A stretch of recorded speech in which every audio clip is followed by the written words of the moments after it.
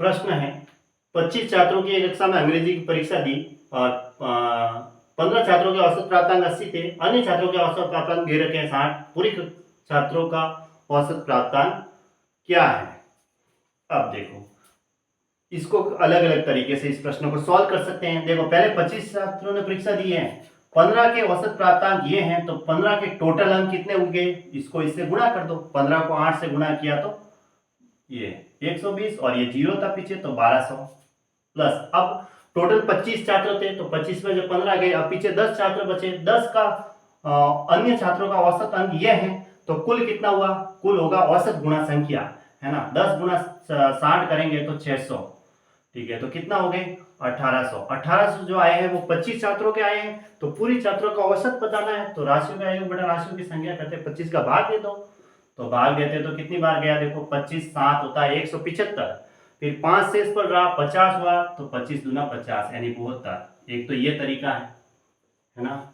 ये हम first method से कर सकते हैं ऐसे, ये हमारा बेसिक मेथड है, ठीक है। एक तरीका ये भी है कि 15 छात्रों के औसत अंक तो दे रखे 80, अन्य छात्रों का औसत अंक है वो 60 है, तो पूरी कक्षा का हम औसत अंक बीच में लिखते हैं, इसमें से ये घटाते हैं और इसमें से हम ये माइनस करते हैं, ऐसे करते हैं ये एलिगेशन मेथड से। अब हमें ये जो दे रखा है, इधर के तो ये 25 छात्रों का है और उधर के कितने छात्र बचे? नहीं, टोटल 25 है तो ये 15 छात्रों का दे रखा है और उधर कितने रहे? 25 में से 15 घटाओ दो तो 10। अब 60 में से x माइनस करेंगे इधर, तो एक बार इसमें से ये माइनस किया तो एक बार इसमें से ये माइनस कर दो, x माइनस 80। अब इसको थोड़ा सा सॉल्व करते हैं, इसका अनुपात लेते हैं, तो 5 से ये 3 बार और ये 2 बार, यानी कि 60 माइनस एक्स बटा एक्स माइनस 80 करते हैं।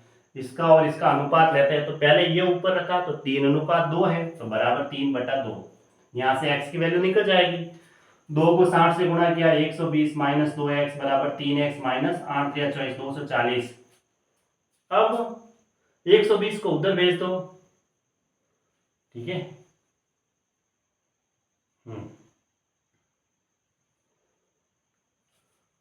और 2x को उधर भेज दो, तो कितने हो गए? हाँ, 120 और 240 को इधर ला दो, 240 बराबर 2x उधर गया तो 5x। अब 240 और 120 कितने हो गए? ये हो गए 0 6 360 बराबर 5x। तो x बराबर कितना हो गया? 5 का भाग देंगे तो 7 5 35 2 75, तो x की वैल्यू कितनी आई? 72। तो ऐसे भी कर सकते हैं, दोनों तरीके सही है, दोनों तरीके में से कोई भी तरीका अपना सकते हैं, ठीक है। वैसे तो प्रश्न को करने के लिए मैथ्स के बहुत सारे तरीके हैं। चावल के मूल्य में 25% की वृद्धि की जाती है, लेकिन इसकी खपत में 30% की कमी की जाती है, तो उसके व्यय में कितने प्रतिशत वृद्धि या कमी हुई?